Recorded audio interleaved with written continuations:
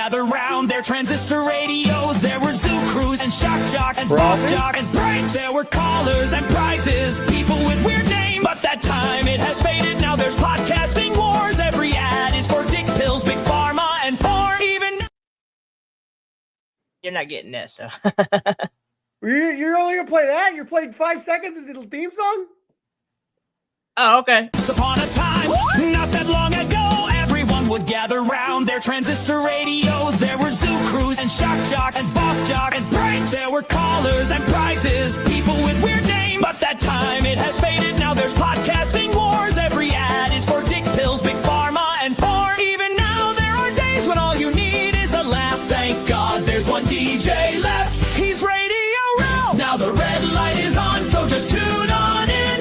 Welcome to the show with Radio Ralph and his friends.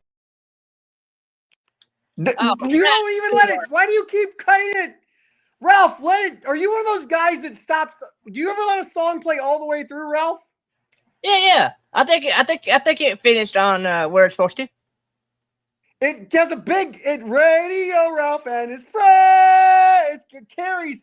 It's going front, and you just go, fuck it, I'm done. We're moving on to the show. Well, I think it was set to a timer on that one, so I may have to adjust the timer or something.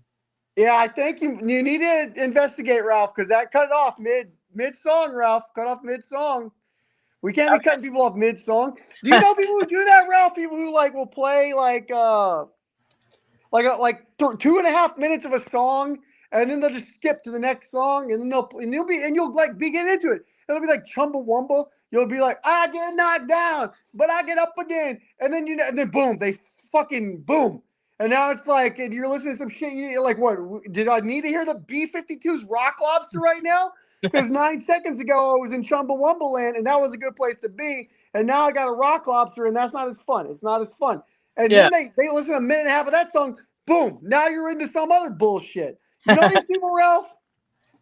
Yeah, I know. Yeah, I mean, it's the same thing like at a sporting event. You could be at a sporting event, and you have a DJ or whoever's in the PA system, and they'll play like 30 seconds of a song, and then they'll switch it up.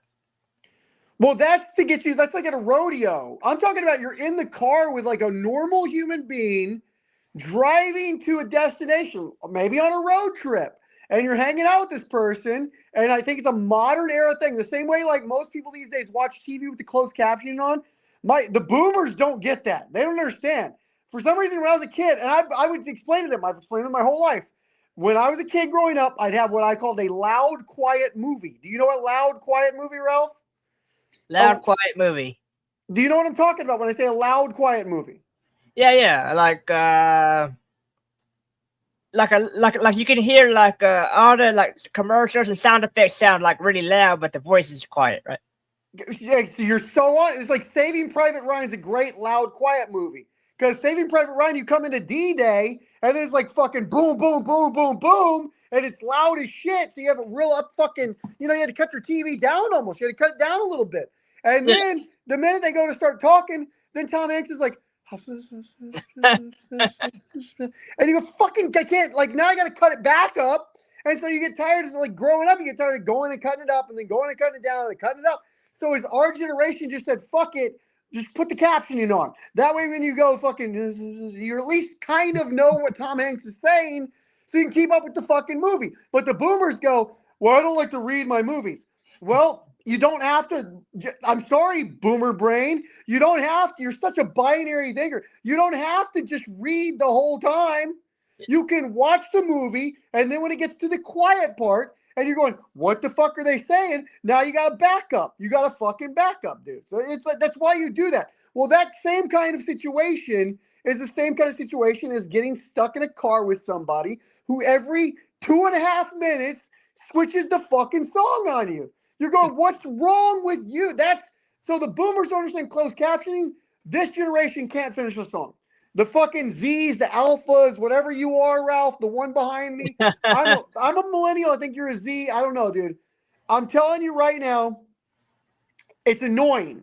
Listen to an entire song. As a matter of fact, songs actually finish now. In the 70s, listen to 70s country songs. They fade out for 32 seconds. Like if you try to listen to it all the way through, there's a great 70s song called I'm gonna hire a wino to decorate our home.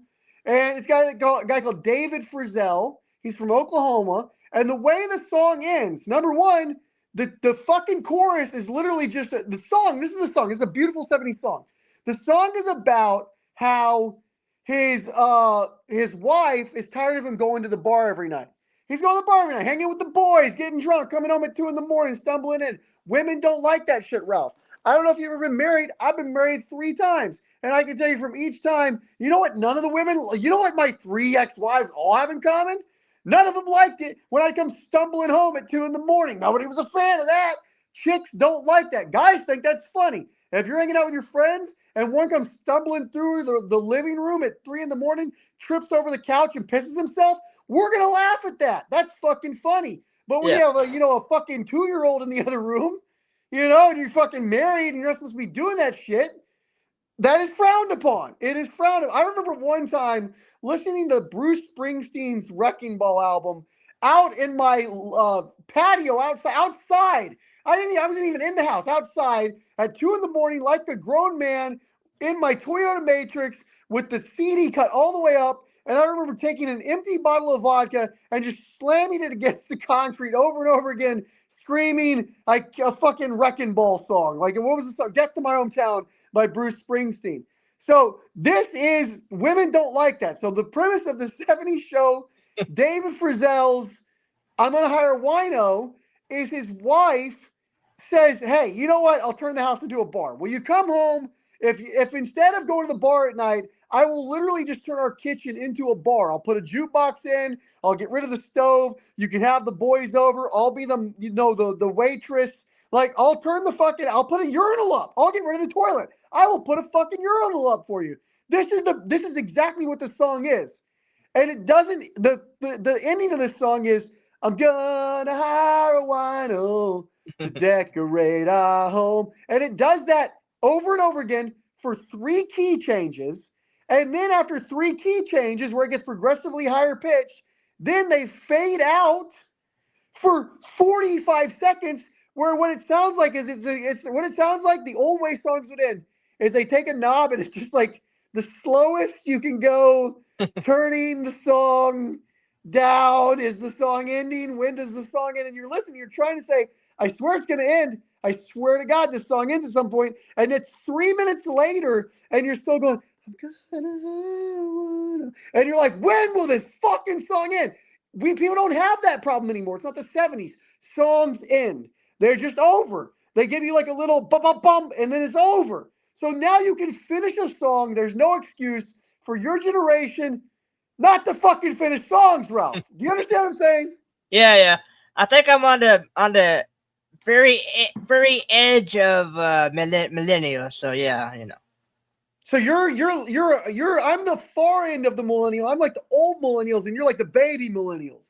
Yeah, I think like Gen Z or whatever, like 97 on up, I think, or something like that. Something weird. I really think the only rational people on the earth is Gen X. I think from 40, I will trust anybody from 42 to 56. That's 14 years. Those are the people I trust. 42 to 56, I'm going to probably trust you more than most people. We get below the 40s, I start questioning people. I start wondering about things. I wonder about, anybody grew up on the internet? That's a problem. We shouldn't have grown up on the internet. You have to know before the internet and after the internet. Same thing, that's again, 42 to 56. We know both. But unlike the boomers who they got the internet, couldn't handle it. They couldn't handle it. They didn't need encyclopedias anymore, Ralph. They could throw their Encyclopedia Britannicas away, which, by the way, was a good line of work for many a year. You could travel door to door. People are worried about AI taking jobs. Do you know what happened to encyclopedia salesmen?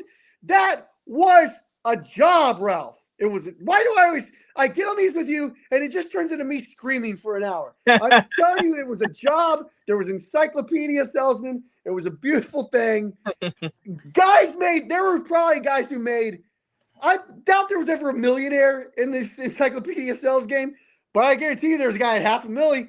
There was a guy at $500,000. His name was like Ed.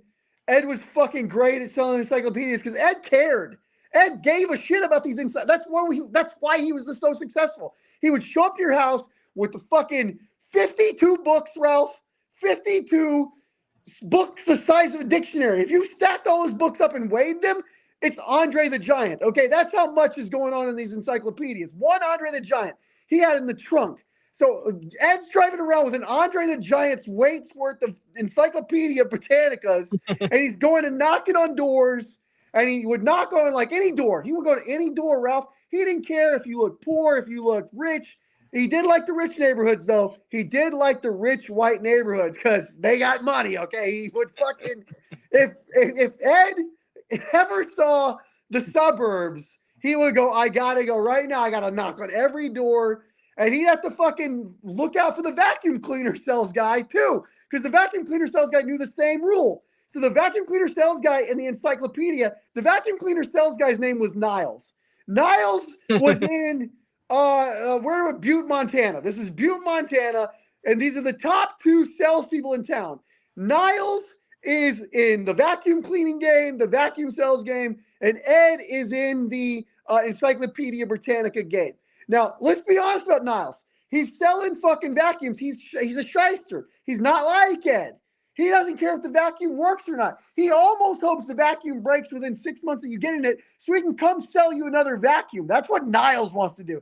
Niles wants to sell you a new vacuum every 6 months and make you feel good about it. Niles is a bad guy, okay? But Ed was selling you knowledge. He would come to you and be like, hey, guy. He was almost Lucifer in the Garden of Eden. He'd come to you, hey, Eve. Hey, Eve. You know what? You want a little knowledge? You want a little thoughts? You want to know what's going on with, Namibia? Well, you can't just find that any, Tom, Dick, and Jerry. There's no place for you to go except in my Encyclopedia Britannicas, i.e., the Tree of Knowledge. Do you want to taste this fruit from this Tree of Knowledge of the Encyclopedia Britannicas? Because you can right now find out about not only Namibia, let's do the ends. You want to know about Nigeria? That's also in there. You want to move on. You want to know about New Lawful, which is something they only make in Newfoundland. If you want to know how to make New Lawful in Newfoundland, it's all in the ends, just right here in the encyclopedia. Taste this fruit of knowledge. That's what Ed was selling. Now, it does sound satanic. Ed was not satanic. He was Roman Catholic. I swear to God. It was like a good... every Sunday was in mass. All he wanted to do was sell knowledge, but he would sell. So what would happen is if Ed sold Niles, now Ed was still a sales guy. They all are kind of shady to some degree, but Ed would never shady to another customer.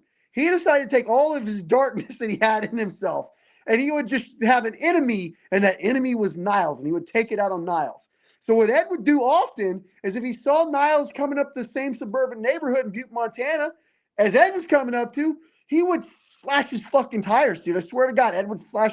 Ed always kept the switchblade in his shoe. He always kept the switchblade in his Lucchese boots because Ed loved wearing Lucchese boots. He kept the switchblade in there, and he would pull out the switchblade and he'd slash Niles' tires. And Niles would walk out and he'd be ready to sell his vacuum. He'd be like, Ed, you son of a bitch, you got me again. You slashed my tires again. But they never called the fucking cops, Ralph. You got to understand. Even though Niles had his tires slashed 47 times by Ed, he never called the cops. He got even. Because what Niles would do, a lot of times when Ed was somewhere and Niles would see him, and Niles would go fuck Ed's wife, dude. I'm telling you what he would do. He would go fuck Ed's wife. Her name was Betsy. Betsy was tired of Ed's bullshit. She was done with Ed fucking always being out selling Encyclopedia Britannicas. She didn't know why every night he wanted to talk about his fucking Encyclopedia Britannicas. Betsy just wanted to have one more orgasm for menopause, okay? Just one more for menopause. Niles knew that. Niles always took care of Betsy. If you know what I mean, he always took care of Betsy. She was a pleased woman when he was done. So, and Ed never knew. Ed never found out. Ed slashed Niles' tires 47 times. I hate to say this. Niles fucked Ed's wife 67 times. He actually won the war, even though Ned never found out about it. This is a fucking problem, dude. So anyway, long story short that I'm getting to is the fucking internet got rid of Ed's job, dude. And Ed ended up, swear to God, I hate to admit this, Ed ended up penniless, homeless, on the streets of Detroit, sucking dick for quarters, dude. That's where he ended up, sucking dick for quarters Betsy got married to Niles. Niles was a grifter. He didn't give a fuck. When the internet came along, he started selling fucking net zero Netscape shit. He started fucking selling software, dude. Niles was immediately like, where are the floppy disks? He fucking didn't give a shit about vacuums because he didn't care about the product. That's why Niles is the bad guy. He didn't care about the product. He only cared about the grift. He loved the grift. But he always was home at night to make sure Betsy, when she would cook for him, he was always there. He was like almost like honest that way. Like he would go out into the world the same way Ed would be honest in the world but shitty at home. Niles would be shitty in the world but honest at home. Betsy, he knew he would never fuck around on Betsy. He knew we never fuck around on Betsy because Betsy would, number one, she'd let him put his finger up there. You know what I'm saying? She'd let him go knuckle deep, and not a lot of girls will let you do that. So Niles appreciated that, okay? But also, she cooked a mean shepherd's pie. She would fucking cook a mean shepherd's pie. He never would ever fuck around on Betsy. He said, Betsy, I go out in this world, Betsy, and I fuck over the whole world for you, Betsy. I fuck them over for you, and I come home, and I give you the mean, lean, green sausage machine every fucking night, and then I go out into that world, and I sell those floppy disks. You get the hard disk, they get the floppy disk, and I sell those floppy disks on the street, and I don't, Betsy, I'm selling them viruses. I'm putting viruses in their computers so I can come back later on and sell them antivirus software. So I give them the virus, then I sell them the antivirus software. So long story short is, how does it end? Niles and Betsy live happily ever after, dude. Honestly, they live happily ever after. They have 17 kids. They get a reality show. 17 Kids and Counting is the name of the reality show. They travel the world because it's paid for. Like even now, in the day and age where nobody watches reality shows, they got a very successful podcast where they just garden. They just garden on their podcast and talk about how good God is. That's how crazy this is. Niles is talking about, they call it the God and Garden podcast. The God and Garden podcast, and it's Niles and Betsy, and they just pick vegetables and say, how beautiful is this vegetable? Isn't God great? Now, forget the fact that they live off of all of this because Niles gave 6,000 people viruses. Okay, forget that. Niles ruined Ed's life. Forget that. Ed's dead, dude. I hate to break it to you. Ed is dead. He died last year. He died last year in a San Francisco brothel where he was strung out on heroin, listening to Alice in Chains going, this is it, dude. How did it end up this way? This is it. Ed died listening to Rooster by Alice in Chains while watching a rooster fight in the bottom of a brothel as he was doing heroin. He was watching a rooster fight, listening to a rooster, doing heroin, just letting it all fade to black. That's what Ed's final words were, let it fade to black. That was it was very poetic, actually. He said, fade to black, his eyes closed, and nobody even noticed, honestly. They just dragged him out, threw him by the dumpster. They were like, we got chickens to fight, we got shit to do here. Ed is decomposing in a dumpster behind a chicken brothel in San Francisco, and no one knows that he's there. He's just bones. He's just bones now. He's just bones. That now they're just actually, the bones are scattered because they've been scattered by coyotes that just kind of put them in their mouths and took them home to their, and they just, he's being chewed on by 47 coyotes right now, spread across the plains of California. Across the deserts of California are Ed's bones littering coyotes' mouths. And meanwhile, the God and Garden podcast, 7 million subscribers, dude. 7 million subscribers. So if you want to know how the world works, Ralph, I just fucking told you, dude. I just fucking told you. Anybody worried about, AI is going to take my job? Yeah, okay, boo-hoo. Talk to Ed. Talk to Ed's bones. Guess what? Ed can't talk to you anymore. His bones don't have a mouth, okay? You fucking pre-wit. That's all I'm saying. The new generation's soft, Ralph. That's all I'm saying. I think you just described how Travis Kelce got Taylor Swift. Well, I mean, possible. He's got some Niles energy. He's got some Niles energy, Ralph.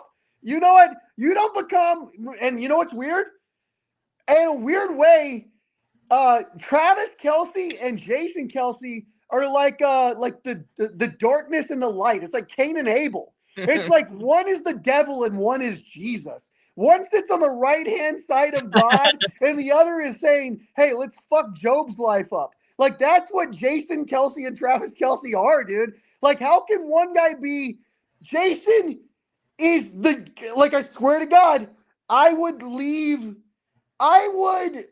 entrust him with anything. I would entrust him with I would say this is my last dollar, Jason, and if I lose this dollar, I'm gonna die because it for some reason magically preserves my heart. This dollar, can you hang on to this for the next 7 years for me, Jason? And Jason would say, "No problem, buddy. I got a little box I'll keep it in. I got a little safe deposit box I'll put it in, buddy. Old pal. I'll protect you under my little wing." That's Jason. He's an angel. He's literally an angel. And then you get this demon succubus, what the fuckubus thing, Travis Kelce. No, dude. Travis Kelce is like everything wrong with the manosphere, everything wrong with the world. He's the guy that never is faithful to his wife, but she never finds out. And when she does find out, she knows, dude. But and all the girls that he's sleeping with are so less quality. They're dog shit quality. And yet what he'll say is like, "Hey, baby, if not for me, what would you be? If not for me, what would you be, baby?" Now the problem is Taylor Swift is fucking something without him, So he's running into a different force. He might be a cuck now. He might be like literally. She might put a strap on and say, "Bend over, Travis. It's time for you to pay the piper." That might be happening, dude. But he was after giving viruses or whatever, to the other teams or whatever. I don't know. Yeah, but the viruses he's giving her venereal diseases. That's the viruses he's fucking giving out. Yeah. Taylor Swift's next album is going to be called Gonorrhea. Get the fuck. Yeah, it was the American style royal wedding everyone was waiting for, And... It wasn't. You know what? It wasn't. The most American wedding ever took place. Prince Charles and Princess Diana. That was the most American wedding that ever happened. It's weird because I feel like nobody in England gave a shit. I feel like, but in the United States, like it had like 90 million people watching it on TV. Everybody loved Princess Diana, and we all loved Princess Diana because we know she got around. She had a good time. She smoked cigarettes. She listened to Van Halen and wore Philadelphia Eagles jackets. Princess Diana was the kind of chick every guy looks at and goes, "What I wouldn't give. Give me once in my life, even let me come close to a Princess Diana." There's a Cake song, literally a Cake song where they go, "I'm not even fit to touch the hem of your garment." That's Princess Diana. We were not in America. That's what, when men were watching that, we were all thinking two things. She is the dream, better than Marilyn Monroe, dude. Princess Diana, because Princess Diana had class. Princess Diana would be she could deep throat you, but she could also talk about Mozart for 6 hours, okay? Like that's Marilyn Monroe couldn't do that. Marilyn Monroe could only deep throat you, but she couldn't talk about any afterwards. There's no conversation because she had no brain. She has no fucking brain. Princess Diana, brain, dude, like brain, beauty, sexy, fancy. So like she knew all the forks and how to use all the forks. And the exact order to put the forks in, and that little one that only has like two, what is like a dinosaur foot thing? What is that? The little raptor fork? She knew just how to use that, exactly what purpose. And if you messed up in front of her, she'd go, "Hey, it's okay, but it's okay, mate. It's okay. All you have to do is take a little this and do a little that." And she would be so nice about it. She would be nice about it. And so that was one thing we were all thinking. All the men, because I'll get to the women in a second, why they love Princess Diana. And all the men, and that's why it's the most American. There was nothing more American than Prince Charles and Princess Diana. It was the most American shit ever. Because we're all looking at Prince Charles and we're going, that fucking guy, that fucking horse-faced looking big-eared mouse. Like, is he a rat person? Is he a horse what? He's not a human. He's not fucking human, and his fucking teeth look like fucking Austin Powers teeth. And we were all, and that was before Austin Powers, but we knew what Austin Powers teeth were before Austin Powers. I'm telling you that right now. Yep. And people were watching that. People were watching in 1991 or whenever this was, I think 91, when I was 7 years old and somehow remember 6, 8. I somehow remember like it was yesterday. Like we were all watching it, and this fucking horse-faced, ugly, just stupid guy, just a dumb guy, just a goofus. Like, this guy had no business. The kind of guy I know, if I saw him, Ralph, I would kick him in the face just cuz, okay? Just cuz. Like, you would look at him and go, he deserves a kick in the face. And somebody go, why? And I go, just cuz, dude, he deserves a kick in the face, just cuz. That's it. So we're watching this wedding, and that's what the guys are thinking.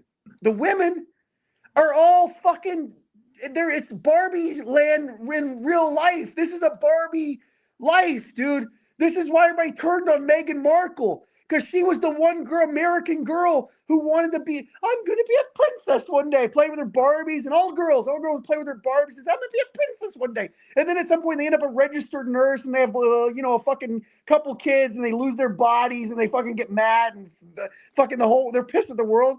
But Meghan Markle became a princess. I'm going to be a princess. And then she did it. And that's what Princess Diana, so all the women were living their Barbie dream. They always knew Ken was an idiot. That's women know every guy. I think to a woman, every man looks like Prince Charles. I think every man to some degree, even like what somebody might regard as a sexy man or a hot man, John McCain in a flight suit, Denzel Washington, Robert Downey Jr. You want me to keep naming beefcakes? I'll name beefcake. I'll name beefcakes all day, bro. Like, they're all, yeah, you think I got a problem even saying I got no problem saying beefcake. Everybody knows a beefcake when they see one. I've seen a guy before and gone, damn, that's a fucking good looking, look at that, the jawline. One time I don't have to get into it. One time I saw a trans man, and the jawline I was so impressed by. I found the jawline, I dare I say, I found the jawline very sexy. It was very sexy. So women, even Clark Kent, Superman, a woman will look at, and she'll at some point, at first she might see Clark Kent. 10 years from now, 10 years, all I'm telling you is at some point, she's going to see the Prince Charles. And that's what every guy's going to become. Every guy becomes Prince Charles. To a woman, we're all Prince Charles. So he didn't matter. We were paying attention. The women didn't care. He was a stand-in for a prince because they didn't give a fuck. It was about her becoming a princess.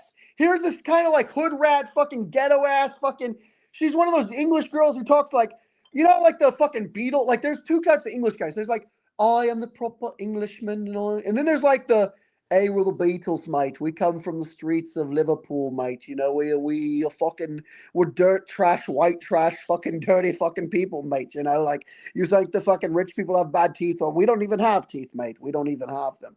And so, like, that's fucking that's what she was like. She was like a white trash girl who then became a princess. And that is the American dream for every girl. That's the American dream for every girl. The American dream for every guy. And then the people think it's about business. It's not about business. We were all conned into capitalism. Nobody likes having a job in America. Nobody. It's why we're lazy. It's why we need immigrants. We need immigrants because they understand jobs. Every American is going, why do I have to have a fucking job? Because I need more shit from Temu. That's kind of what it works out. They're like, why do I have to have a fucking job? And they go, shit. I remember why. I need more shit from Temu because it's the only thing that makes me feel alive anymore. Getting a box from Temu is literally the only minute I feel something that's not a burden anymore. The only time I don't feel anxiety is when I'm opening my new Temu box, which is just filled with more cheap Chinese knockoff bullshit. Doesn't matter. It doesn't matter that they're sending me Happy Meal toys at this point. It doesn't matter that they're sending me literal Happy Meal toys in the mail. Who doesn't like a Happy Meal toy? Everyone likes Happy Meal toys. So that's all. So you think to yourself, I hate fucking working. So you don't do that good at your job. You do 60 to 70% good. You do what's called good enough not to lose the job. That is what Americans do, is good enough not to lose the job. That's our work ethic. Every American, I speak for all here. I will paint with a broad brush. Don't fucking get mad at me, you fucking people who always go, there's nuance. I'm talking about America writ large, bitch. Okay, so America writ large, the work ethic is just kind of enough not to get fired. And also it affords some more Happy Meal toys from Temu. That's all you kind of want. And then the immigrants come over there and they're like, no, dude, I'll work a 16-hour day. I like making money. I like to save a little bit of it. I like to save my money, and then I'll send some back home and take care of my family. And, maybe we'll cook, maybe we'll cook tonight. Maybe we'll cook some food because we know how to cook real food. We like vegetables still. We know how to cook using fire. Like, and then we're fucking looking around and we're going, we didn't want any of this. The capitalism was not for us. We didn't care about the capitalism. That's a Reagan Wall Street guy thing. They somehow what happened is capitalism was invented, or not, I guess it wasn't invented, but whatever. Like when it got bad, it wasn't like we're always in capitalism, but I guess when it got bad was like the late stage capitalism, I guess they would call it, was when Reagan fucking was like, all the rich guys were like, hey, let's make it so easy to get fucking rich, dude. We're getting rich, but let's make it easier to get fucking rich. And they did. And what happened though is the rich guys kind of have to like be rich off the backs of labor to some degree, right? Now, maybe AI will change that. Maybe they won't have to get rich off the backs of labor at some point, and they'll just get rich off of computational powers. I don't know how that works, but money's fake anyway, so we'll play pretend with you as long as we don't have to have jobs anymore. So that's like the real thing. Right now, the American dream, I keep talking about the American dream. What the American dream was in the 90s, what the American dream was in the 90s, that was the Prince Charles and Princess Diana thing. It was every girl wanted to be a princess. Every guy wanted to find his princess. And we all really just wanted to be happy and love each other. And in the 90s, there was no Temu. So it was like, hey, I want somebody to go to shop with me and hold my hand when I'm at Walmart at 11 p.m. at night. That was the American dream of the 90s. Not the 50s. The 50s American dream was like the 2.5 kids, the white picket fence. That by the 90s, that was gone. We didn't give a fuck about that. We wanted to just hold somebody's hand and buy a turnip. Okay, that's like hold somebody's hand, buy a turnip, pretend to be a prince and a princess. Like that was all the kind of dream was. Then flip it today. The American dream today, 2026 American dream. That is, can I get hit by a vehicle enough that I get a big insurance payout, but I don't die? Yeah. Like, how do I get a big insurance payment without death? Like, I'm willing to lose like a limb or two. I'm willing to go to paralysis or it's something I'm willing to get hurt. Okay. I'm fine with a wheelchair. Honestly, I'm kind of lazy. Walking seems to be an issue anyway. So like, I'm fine with a wheelchair as long as I get that big insurance payment. That's option A, right? That's option A. Option B is, let me be fucking, I think, when do I start my podcast? When do I fucking start what we're doing right now. This is option B of the American dream. So we're doing option B, which is to have a podcast. I don't think we're doing it well, Ralph. I'll be honest. I don't think we're doing it well because we're not telling people to subscribe and like, but I don't like any of that shit. So I don't want to ever hear those words out of your mouth like this. Hey, by the way, if you like this, leave a comment, subscribe, like, and interact. Like, hit that like button. What? Hit that like button. I need that like no, button. like fuck that. Don't be a fucking loser. I say hit that dislike button and suck a dick, bitch. That's what I say to the fucking people. Hit the dislike, suck a dick, don't subscribe. The fewer people that see this, the better for me. I don't need to be fucking talking like this in public. You see what I'm saying? Like the less people hear me, the fucking better for me. I just scream because I don't know what else to do. Ralph, what else do we fucking do, Ralph? We scream. Yeah. We scream into the ether, dude. Yeah, follow on social media, smash that like button. No. God damn. But hey, Ralph, but that's what I like. That's why we're influencers. That's why I like doing Ralph, why I like doing your podcast is you allow me to be a hypocrite. You can do all of that. You can do all this shit like that. I don't have to participate. Because then I'm like, I don't participate except I get to talk to my buddy Ralph about the same shit I talk to him about anyway. That's kind of what it is, right? Win-win is what I call this. Dude. Yeah. It'd be the same thing if we were just on the, telephone. Well, and that's and I'm trying, dude, by the way, you don't think I've been trying to fucking be out in these streets, find a lady? You think my goal in life isn't to still hold hands with a lady in a turnip, dude? It's like, I want to hold hands with a lady, not even go, like, I'm fine even now with growing my own food. Because that's the other cool thing happening right now. I don't know if you noticed this, Ralph. Everybody's starting to realize we must provide our own food for ourselves. We must grow our own food. We must have access to our own food sources. The food sources that used to be reliable, guys, what are we trusting those food sources? Stop trusting the foods. And also, it's all poison. We know too, it's all poison now. We know our bananas are kind of making our testicles shrivel. We know somehow our bananas are poorly affecting. We know our food is giving us chronic conditions. We know it. I hate to sound like RFK fucking Jr., but we know our food is giving us fucking chronic conditions.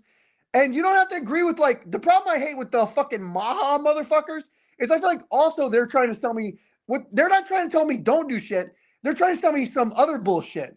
They're saying don't do that bullshit because I got some other bullshit for you. Well, guys, I hate to tell you, I don't want to buy shit from nobody. As a matter of fact, I'm trying to grow okra to get away from even having I don't even want the option of buying. I don't even want to have the option to buy because everybody's trying to sell you some bullshit.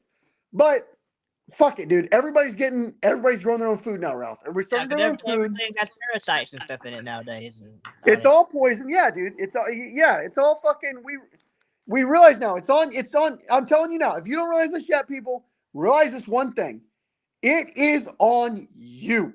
Your survival. There's all this idea of, oh, what about my rights? What about my inalienable rights? What about my right to shut the fuck up about all that victim like that. You sound like a little whiny baby. Like you deserve all these. Shut up. You don't deserve shit. Grow your own okra. Grow your own cabbage. Grow your own vegetables. Because seeds, and sometimes they're hard to come by. You start scavenging. Start stealing if you have to. If you see a watermelon plant somewhere and you don't have money for one, take a fucking watermelon and you take it. Take the fucking roots, dude. Your survival is on you now. Your survival is on you. Stop waiting for the institution to save you. The institution has failed us. Civilization has failed us. I hate to tell people these things, Ralph. It's an experiment gone awry. It's gone wrong. It's all gone wrong. So we got to start over with some new, fresh ideas, some new stuff. We can't be doing the old stuff anymore. Do you ever see this, Ralph? Do you ever watch TV shows with studio audiences still, Ralph? Yeah, they're becoming less populated, but yeah. Well, but I'm saying, like, when you watch one, does it not feel like, even like, because I'll tell you, today I was watching my favorite studio show. Do you know my favorite studio show? The View. You're right, buddy. That's my friend. You pay attention. I've talked to you about this before. Have I talked about it on this show already? I've already gone into the View on the show. I don't believe so, no. But it was either that or Price is Right. With, It's always the View. It's always the View, and I'll tell you why it's always the View. It's always the View because Barbara Walters was a fucking genius, dude. She knew if you can get 5 people together, because it wasn't even about like really, it was like women, but it was kind of like she was doing that because it was almost the gimmick was the women. That was almost the gimmick. Hey, it's women talking. But what it really was conflicting ideologies sitting down at the same table together and hashing it out in a very sometimes rough, honest way. Like Elizabeth Hasselbeck and Rosie O'Donnell loved each other, but also would tell each other, "You're a fucking cunt, dude. You're a fucking cunt. You're being a cunt right now." And sometimes you got to say that, Ralph. And I know that's a harsh word. Maybe I should have doing that, or you might have to bleep that later. Trigger warnings, whatever, dude. I'm sorry. I should have said. Hold on. Damn it. You got to tell people these days before you say it, because it's like fucking. It's YouTube, so like YouTube has like way more. You thought the FCC was bad. Like the beauty of nobody watching a show is you can say shit. But the minute the show gets paid attention to, they start they edit themselves like what do they can't even say suicide anymore. What do they say? Like you like Pum Pum or something like that. Yeah. You undeadified yourself, you zombie cremated yourself. Like I don't know what the fucking words they say are. I'm like, you can't say that. You just got us canceled right there. You just got us canceled. Again, the FCC, at least you can know. The only thing with FCC, don't say 7 words. And really, they didn't give a shit about most of them. The main thing the FCC was saying is don't say fuck. Don't say fuck. That's all they didn't really want you to say. Which, okay, no big deal. You could say frickin'. You could say frickin', freaking. You could say fuck. You could do that even. You could fucking do all kinds of fun shit. But that's all they asked. YouTube, you can't even say like pedophile. You can't say that, Ralph. You might as well bleep that because you can't fucking say. You gotta say like you can't. What? That's not. So are we supposed to pretend like things don't exist? Because that's what it feels like to me. It doesn't feel like the FCC. What the FCC was saying is we don't want little kids. The FCC was saying we don't want a 5-year-old to be traveling to school in the morning in kindergarten, and the DJ be like, "I was fuck her right in the pussy." And, you know, right? Like they didn't want that happening. It was almost like, let's look out for the kids. That's all that was. Let's look out for the kids. But for some reason, I feel like the censorship on YouTube has nothing to do with kids, but everything to do with changing our language and removing ideas and concepts and words. And it's like this fucking alchemy of sorts. It's like, oh, if we don't say it, it doesn't exist. Well, I hate to tell you, people kill themselves every fucking day, dude. Every fucking day. And if you just because you don't say the word doesn't mean it doesn't happen. And your little performative thoughts and prayers, fucking here's the hotline bullshit. Fuck that, dude. If you call the hotline, all they're gonna do is tell you fucking one thing. They're gonna try to get you to the mental hospital. You call the hotline, they're gonna try to get you. They're not gonna talk to you. All you really are calling for is to say, I need a friend right now. I need a friend. I'd like to talk to a friend. I'd like to vent. But instead of just letting you vent, you think I haven't called these numbers? Instead of just letting you vent, they're going like, hey, where's the nearest ambulance? Can you get to the hospital? Can we get you in a straitjacket as soon as possible? They're like a fucking con job to get you in a straitjacket. Call a friend or pray. That's it. Those are your only fucking options. Don't fucking talk to a therapist. Honestly, and don't even call a friend. Because I don't know how much is monitored these days. Anyway, honestly. Just fucking, here's what you do. Go to a friend's house. If they're close, go to a close friend's house. Knock on the door. Don't be scared. Nobody knocks on doors anymore. I heard my neighbor's door get knocked on the day. I was hiding in my apartment. I was hiding like I was going to get serial killed. I was like looking like out the side of the window. Like I was like, I don't want to get serial killed by a person that knocked. Knock on the door, turn out the Wi-Fi, right? I was hiding, bro. But again, you know, I got served today, so people are looking for me. I can't say that people. I'm not sure if I'm on the lam. I might be on the lam, possibly on the lam. Who knows? But all I'm saying is, like, I do, you know, I have the same routine every day, so people probably know where I'm at. If I was wanted to be, no, I'm not that important. Nobody's trying to find me. But I did get served today, and I did hide from a person that knocked on the door. But all I'm telling you is if you're in a crisis situation, do not call the hotline, and do not fucking let them put you in a straitjacket. Knock on a friend's. Ralph, you should do a disclaimer that people shouldn't listen to me. Go ahead and, Ralph, just fucking, can you just tell people what a clown I am or whatever you need to say? Say whatever you need to say right now. Because I'm about to say some shit. Beliefs expressed here did not necessarily reflect the host and peers. Continue. Thank you. All right. There you go. Okay. Well, I did call all the numbers you're talking about one time about a year ago. And somehow I ended up, they tried to get me like in a rehab in Florida or something. Thank you. That's it, dude. It's always getting you somewhere. It's trying to get you in a room where you got a straitjacket on. I swear to God, Ralph, that's what it is, dude. It's crazy. It's a fucking charade to get you in a straitjacket. Now, the people who volunteer might be well-meaning. They might be well-meaning. But for somebody who's gone through it, you were going through it, I was going through it, all you want is somebody to go, fucking life sucks, bro. Life sucks. All you want is validation that all the life is live, laugh, love, hobby, lobby, sign bullshit, which is true sometimes, is not true all the time, and sometimes shit is fucking shit. And all you want is somebody to go like, fucking shit, bro. That's some fun. And then, like, maybe smoke a cigarette with them or pass a joint or get drunk with them. Maybe give each other hand jobs, like whatever would get you through the moment. But, like, all you really want is somebody to kind of validate your experience. That's all you kind of really want. Therapists don't do that. Well, they do, but they don't do it in the moment. Here's what happens when you call a therapist going through it. When you call a therapist going through it, they go, can you be here in 2 weeks at 2 p.m.? And then you fucking are like, I'm going through it. Bitch, I'm going through it right the fuck now, you motherfucker. I'm right fucking now is it. Because 2 weeks from now, I'm in a better spot probably. You know, that's not when I'm in. When I'm in it. I'm in it right now. Actually, if somebody wants to start an app that's literally like just phone a friend, we're not going to put you in a straitjacket. We're just going to fucking agree with you and tell you whatever you need to hear to make yourself feel okay. Like, somebody should invent the app, just like phone a friend. ET phone home app. And it's just like, it's like Russian roulette. Like, it's just volunteers who just agree, hey, if somebody's in the middle of a suicidal thought, we're going to be nice to them. We're going to be nice to them. We're going to talk to them in the moment. And then we're going to tell them bye. And we're not going to try to get their address. We're not going to try to get their phone number. We're not going to try to follow up. We're not going to try to get them in a hospital. We're not going to get their mail. Like, all we're going to do is say, fuck, dude. God damn, that sucks, man.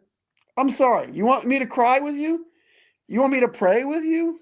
You want me to scream with you? You want me to call your fucking ex-wife a bitch with you? What do you fucking need right now to get through this moment? And I'm there for you. That's what they should do. The fucking that. You want to talk about fuck BetterHelp and do it for fucking free and do it nationwide for people to actually call. Because that's what people need when they're in crisis, when they're really in crisis. They don't need 2 weeks or Tuesday at 2. And then you go to a therapist. Let's say you go to a good therapist. Let's say you get there at a decent time within 24 to 48 hours and you're still processing shit. And then they listen to you for 60 minutes. And you say, God damn, this was good for me. This felt good. This actually helped me. Because sometimes it does. Then here's the weird part. What happens at the end of that conversation, Ralph? What? At the end of the let's say you have a good therapy session. If you've done therapy like I have, what happens at the very end of the therapy session? Well, they schedule you out and you pay them, I guess, basically. Thank you. You pay them. You fucking pay them. The same way you would a fucking prostitute for fucking you for money. You just fucking paid somebody to pretend to be your fucking friend, and they would not have done it. I promise you this. If not for that fucking check at the goddamn end. Again, are some well-meaning? Did they get into it for good reasons? Probably so. But also they went to university system. And they were schooled up in Freudian psychology. And Freud is a fucking liar. So they're not even schooled up in the right shit. And so, like, then they're charged you for it. They fucking charge you. It's awkward for everybody. Because you just cried. You just confessed some shit. It's like confession. It's like if you went to confession and the priest at the end said, hey, by the way, you owe me $30 now. That's what it is, dude. That's the same fucking deal, dude. So even that is a charade. So you never get the satiation of it. Yeah, especially when it comes out of your pocket. Well, and it's more like it takes away from the fact that what you're really craving, what you're really needing is connection. That's all. Tribe, connection, tribe, monkey shit. Another monkey to scratch your back and let you know you're not alone, dude. That's all you're fucking looking for. Yeah. And all these systems are designed to, and they all come with homework. None of it tells you none of it says, and you want to know why I'm a fucking Scientologist? I say I'm 10% Scientologist. Right now, Ralph, if you want to know what I am, Ralph, I am 90% underground Catholic, and I am 10% Scientologist right now. That's what I am. And the reason I'm Scientologist is because, number one, I think LRH, the beautiful L. Ron Hubbard, who I love with my whole heart. I hate Miscavige. He's a piece of shit. But LRH is a G, dude. I call him the American Jesus. You want to talk about American Jesus? This is American Jesus. Because he did say, actual quote, if a man wants to make money in this world, start a religion. Bada bing, bada boom. The motherfucker told you to your face the truth. He said, I'm a sci-fi writer. I'm going to make some shit up, but I think it kind of works. Which is a pretty good. Hey, you know what a good sign of a religion is? When it tells you the truth. His religion tells you the truth. We think this kind of works. This is completely made up. We are also going to charge you for it. Significant amounts of money. But we're upfront about it. We're not trying to put guilt in your heart to get the money out of you. We're telling you, hey, you want to level up?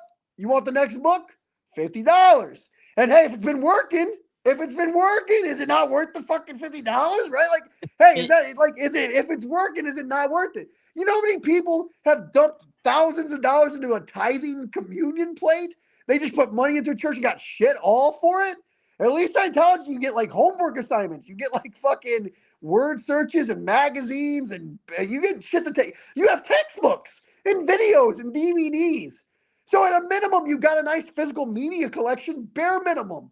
Bare minimum, you go through all the steps of Scientology, even if you don't subscribe at the end, even as you get to the end, where they open the secret tablets, which we now know the secret tablets are just Xenu. When you get to the aliens and the volcanoes and all the fucking fun shit, it's very fun. It's very fun. The Thetans and going OT, becoming an operating Thetan. But what is the whole, if you remove all the sci-fi mythology, what is the foundation of Scientology? What is the fundamentals of it? What is it doing? What Yeah. are they doing, Ralph? They're trying to find like the proof and the like kind of like an alternative way of viewing things. Yeah. Well, but they're trying to go clear. Have you ever heard that term going clear? Have you ever heard the term going clear? No, I've heard clear your mind, but no.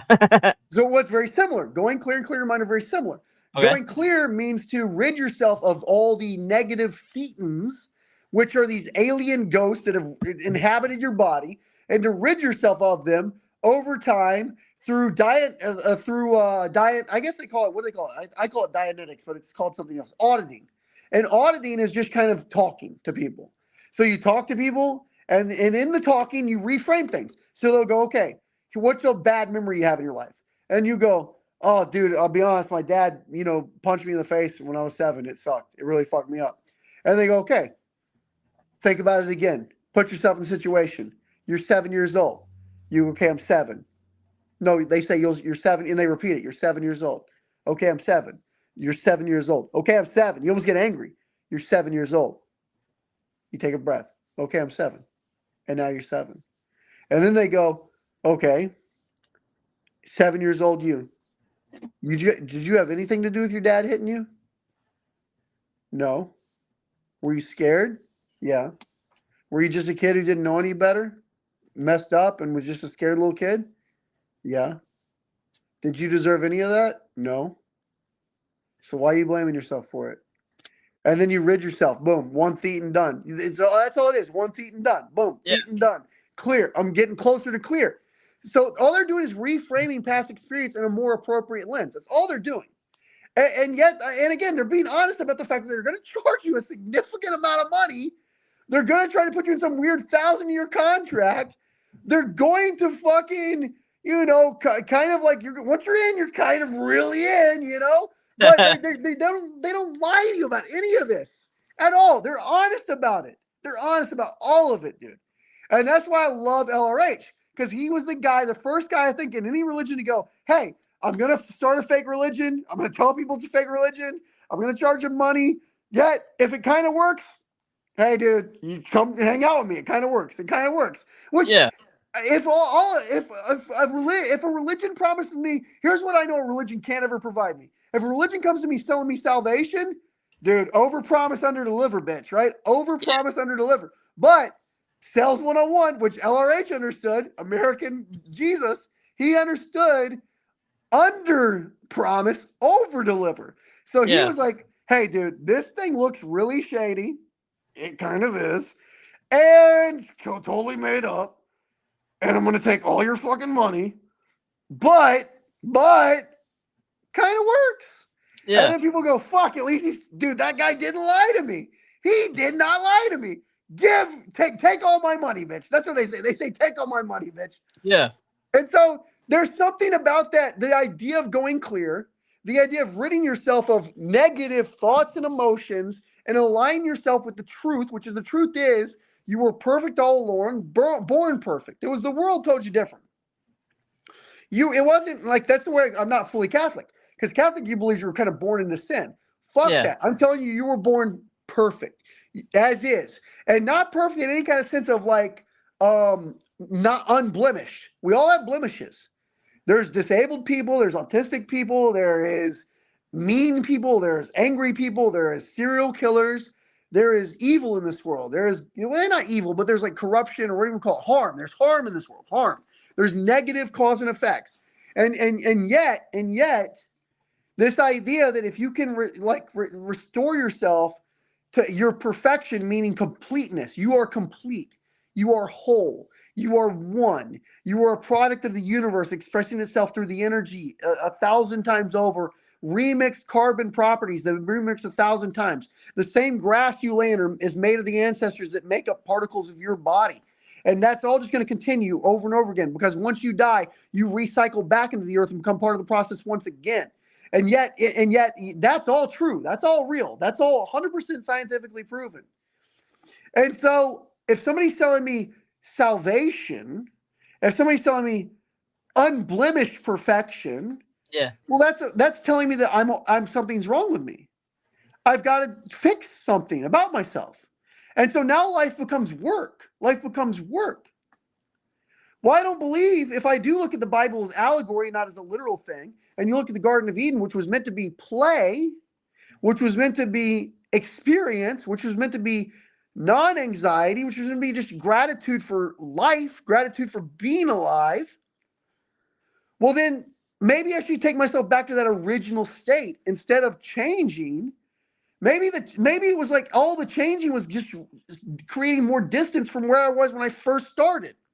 And that's what I think Scientology is right about. Going clear. That's why I say I'm 10% Scientologist. Yeah. To go clear is to rid yourself of all of the shit that's been pumped into your brain from the time you were egoic, from the time you were aware of your own self, from the time you could look in a mirror and see yourself. And then somebody said, hey, stop looking at yourself so much in the mirror. It's a little too much. A little too much looking in the mirror. And you went, oh shit, did I do something wrong? And you were just curious. And now you're thinking, curiosity became shame. Curiosity turned to shame. And that's all life. Every time you get curious, you get shamed. You get curious, you get shamed. You get curious, you get shamed. And it's like, fuck all that. Curiosity is beautiful. Curiosity didn't kill the cat. Curiosity made fucking fire, bitch. Curiosity, curiosity gave us the will. And it didn't give us the will to make cars with. It gave us the will to make pottery with. The very first reason the wheel existed was a pottery wheel. Had nothing to do with fucking transportation. It was all about creating something beautiful. And that was what it was all fucking meant to be, Ralph. And that's why I support the fucking Scientologists. And L. Ron Hubbard is American Jesus. And at some point we've said too much. At some point Well, we've you said got, too much. Tom Cruise on your side still, so And isn't he a brilliant actor? Isn't he an amazing actor?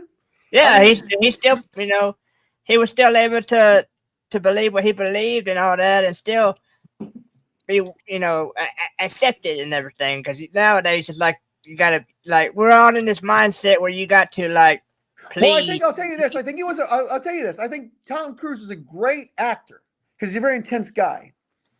But and I like intensity, obviously. But I think he was a bad husband. I think he was a bad dad. I don't think he's good at that stuff. I don't think that's his skill set. I think he struggles with that stuff. He probably would, in his honest reflections, he probably knows that too. But he was a brilliant actor who gave us some of the best movies that have ever been made. Yep. I mean, I can't think of a person more well-rounded than Tom. I can't. When you think of movie star, iconic movie star, which doesn't really, that's all going away. Fame's disappearing, celebrities disappearing, which I love. We're all the hierarchies are kind of going away, which makes me think maybe we're headed some kind of anarchist utopian future. Like soon anarchy might truly, please, peace be unto him, Allah, please let there be anarchy one day, true anarchy. Not the kind of people think about, which is like the purge, not that bullshit. I'm talking like the true anarchy, which is like the LA fires, where you get the prisoners next to firefighters, next to Alaskans, next to Polynesians, everybody around the whole world, every stripe, class, shape, color. You always talk about Martin Luther King's dream. Martin Luther King's dream came alive putting out the Palisades fire. And that's anarchy to me, where humans come together over necessity for a project, not over an ideology, not over a movement, not over an abstraction, over a, hey, holy shit, there's fire. Let's put fire out. And then we do. Yeah. And that is, to me, man at his best, sir. Yes. Yeah, when we're, in a tough time, it's like, okay, it's like everybody was talking about how bad the United States was and everything. And then the World Cup come along, and now everybody's like, it's not so bad here, Well, because Ralph, here's the thing. Like, do you understand, like, what we're doing right now, I can't do in North Korea? I cannot do this in North Korea, sir. I can't do this in Britain, probably. Half the shit I just said, I probably couldn't say in the United Kingdom. So, like, there is something to be said. Like, we think about cancel, like, there's no real government issues in this. Like, there's a lot of freedom government speaking, right? There's not like this giant tyrannical government, so to speak. Now, Trump does seem like he's doing a lot of scary shit, but honestly, it's way scarier if you're in Iran or Cuba. Okay, if you're in Cuba right now, fucking be scared of Trump. But if you're just like in the fucking United States, if you're legally, if you're legally here, you know, and you're like, keep it low, mind your own business, not like you can get away with so much in these United States, so much you can get away with in these United States. Yeah. And that's a beautiful thing, and people are seeing that. Now it's like anything though. That means like, okay, over here on this, like you say, like, okay, well, over here we kick ass, right? Well, things aren't binary. There's not good, bad. There's gradients. There's like, okay, well, on this level, in this particular area of the rainbow, we kick ass. And then you come over to the part of the rainbow where it's like, well, how are the people feeling about things? Oh, the people are very unhappy. The people are not. They have filled with anxiety and depression and spiritual warfare, and then everybody kind of hates everybody for no reason, mainly because the TV's always telling them to hate each other and their phones are always telling them to hate each other, and it's very consumer driven. It was kind of materialistic, and women who used to be beautiful are now putting a lot of weird shit in their faces, and guys are fucking dyeing their hair, and what the fuck is going on with like that, and everybody kind of looks fake a little bit because everything's filtered, and like, so that we're shit, and we're shit there. We're shit there. Now, if you go to fucking Namibia, which people might go, oh, that's fucking bad. No, fuck that. Hold on. If you want to talk about family, if you want to talk about community, if you want to talk about understanding tribe, not tribalism, but tribe, if you want to talk about understanding survival and nature and relationship with our environment, including the animals that we have around our area and the insects and the sand and the mountains, well, I bet Namibia is fucking way better than these United States. Way better than these fucking United States. Yeah. So it's like, everywhere is good and bad at something, right? Yep. Like, I mean, North Korea kicks ass in obedience. You want to talk about obedience? They're the fucking number one, dude. They're the number one kick ass in obedience. Those people have not rioted yet. We all wonder, everybody wonders why. Everybody looks around and goes, if that was us, I'd take a guard out. I'd fucking take a guard out. But they are so obedient. Number one in the world, I think, at that. So it's like, everything is something, the same way every state, everybody's seen this shit. This is why statistics are bullshit. They're kind of true, but they're kind of bullshit. You'll see like a debate. You remember watching these old Democrat-Republican debates? Oh, yeah. And they fucking have like 8 candidates. And one was like the governor of Rhode Island, right? And the governor of Rhode Island starts naming some stats about their state. And he's like, Rhode Island is actually number one in domestic manufacturing production. It is a number one in education of 17-year-olds. And it is number one in production, or not production, I did that. It's number one in Christian households or something. They just but it's not made up. Those are real numbers. But it's like, pick any state, and the governor's going to tell you we're number one in 50 different things. Yeah. And guess what? They are. They're number one in 50 different things. They're also number 49 and 17 others. You know, he's like everything's gradients. There's no fucking I wish people didn't think in such fucking binaries, dude. It's simplistic thinking. There's everything, like, yes, the US is cool, but it's not the coolest. It's just cool for certain things. It's also uncool for certain things. Like, why are we always trying to make everything so big? Why is everything just not kind of, isn't most things, if we really think about it enough, even life, yeah. It's like there's so much good, so many laughs that it keeps us moving forward. And there's so much shit about it that we keep questioning ourselves going, why are we moving forward? It's like we're constantly going, I keep taking 3 steps. I keep going to the east, but I keep going, why the fuck am I going to the east? Yeah. But I keep going. That is life. And so it's just got that perfect amount of tension. So it's not life is good or great. Life is okay. It's okay. Yeah. It's okay enough that I'm still alive. It's okay enough I'm still alive. Yeah. And that is pretty fucking cool, I think, dude. Yeah.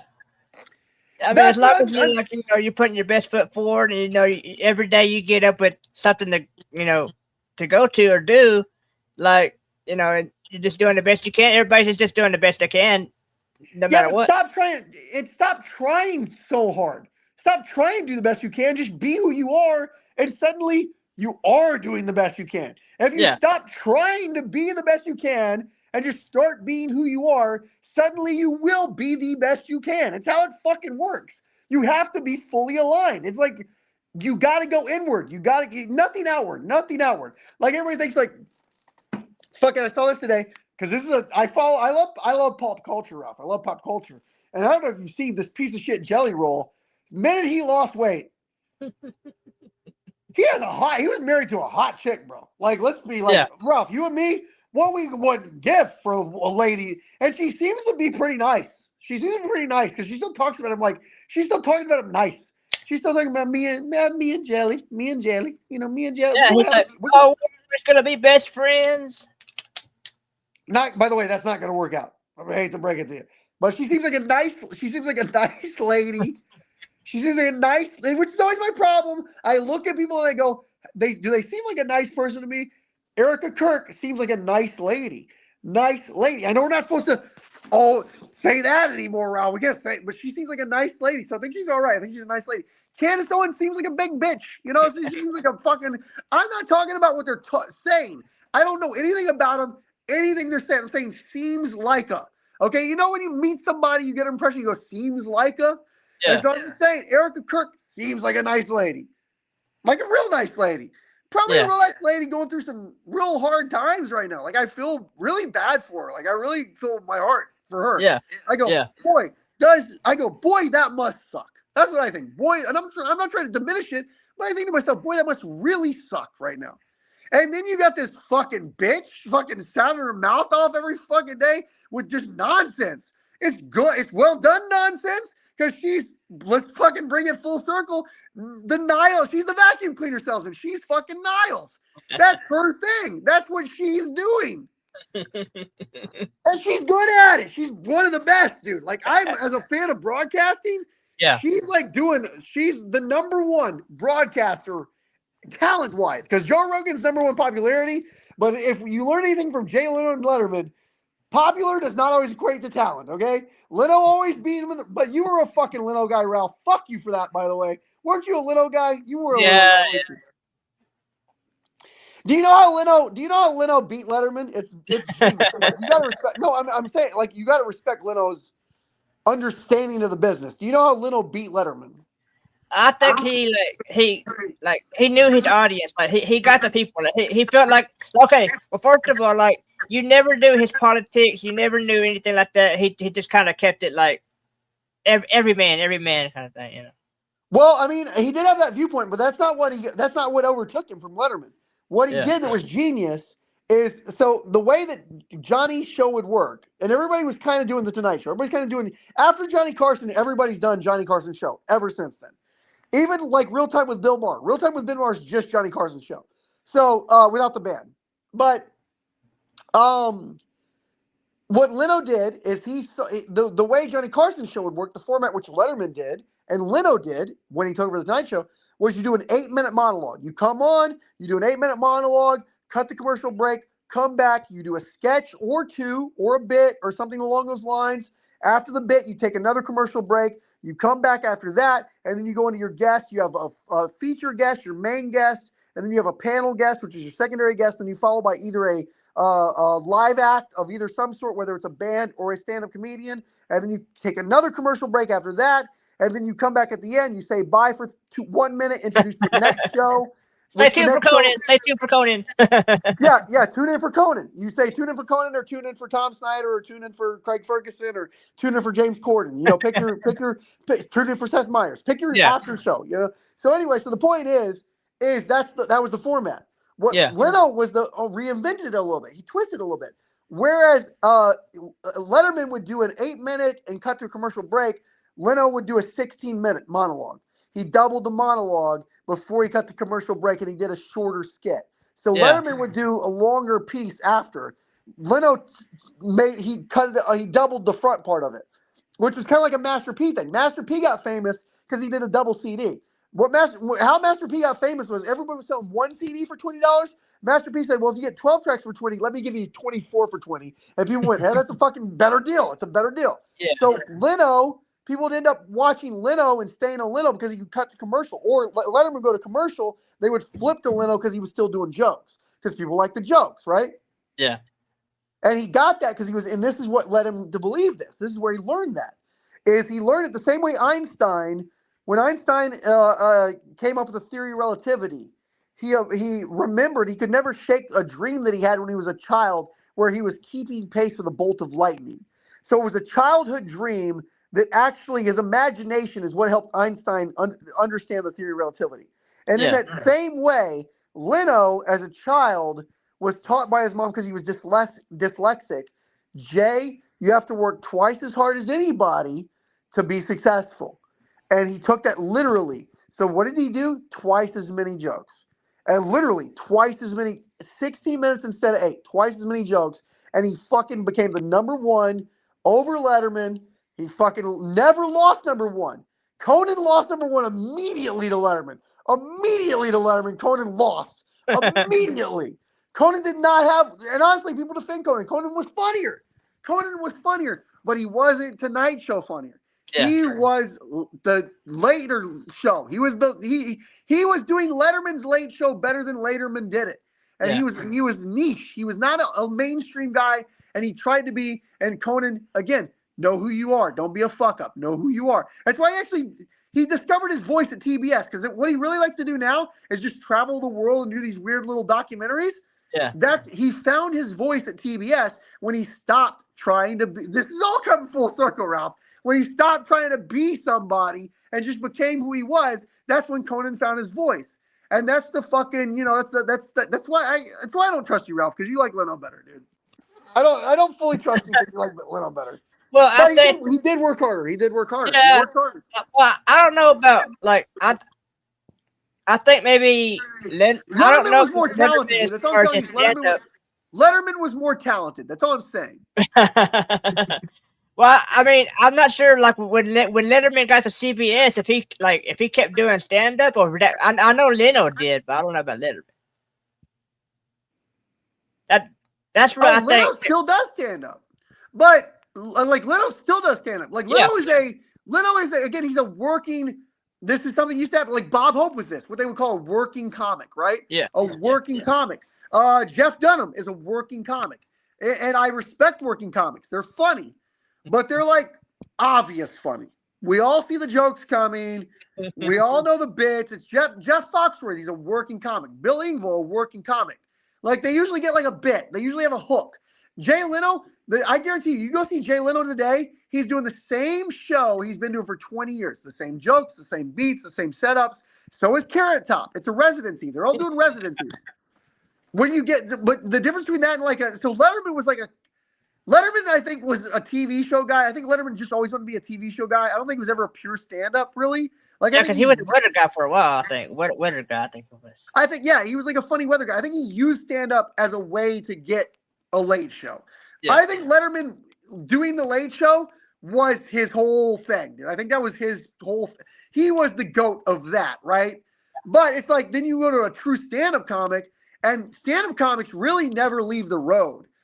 And also never stop writing. So like Dave Attell, Dave Chappelle, George Carlin, not Richard Pryor, oddly enough. Richard Pryor only did 3 specials. Richard Pryor was more of an actor, really, honestly. That's what he was trying to be. Yeah.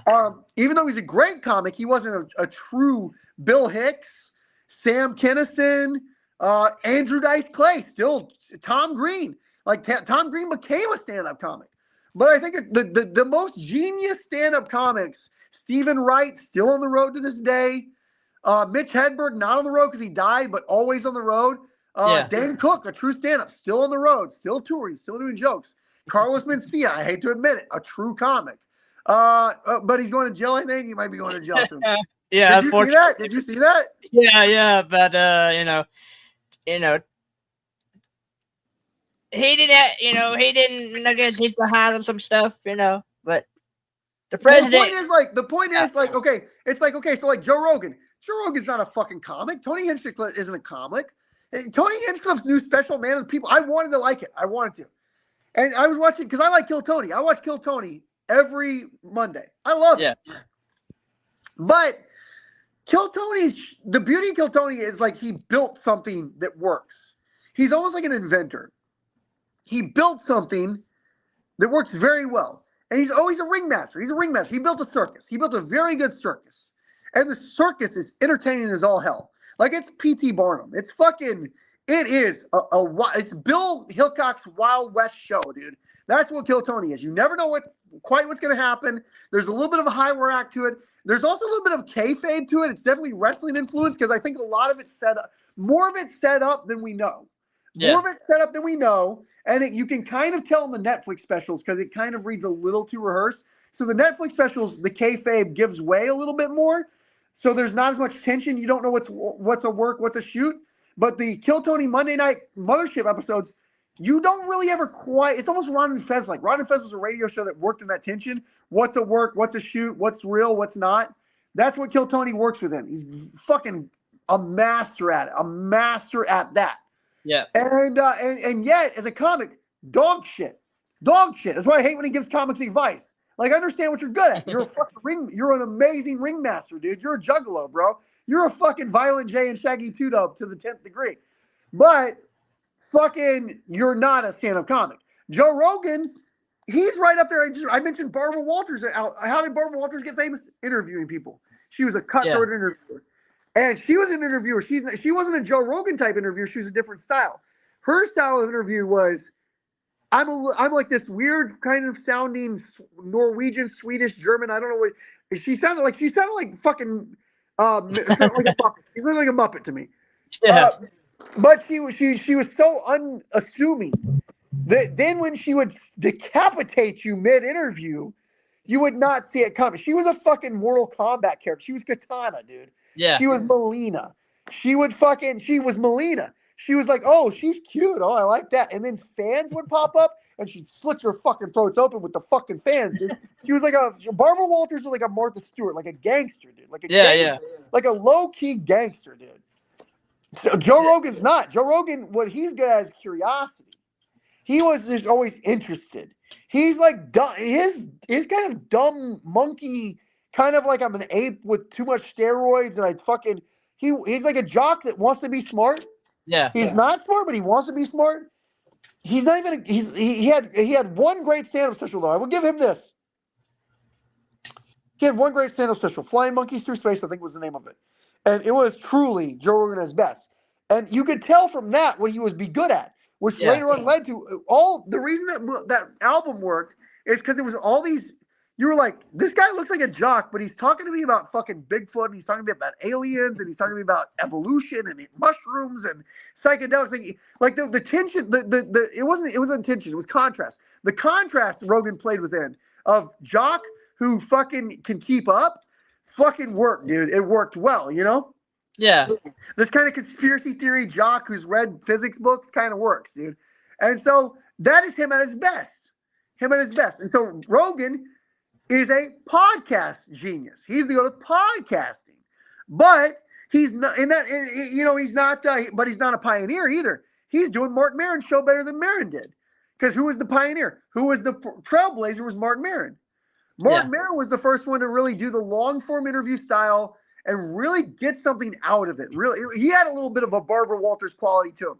He was unbecoming. And you met him in his garage. You know, his garage. You would go in his famous people. The most famous, Obama, would go into his garage.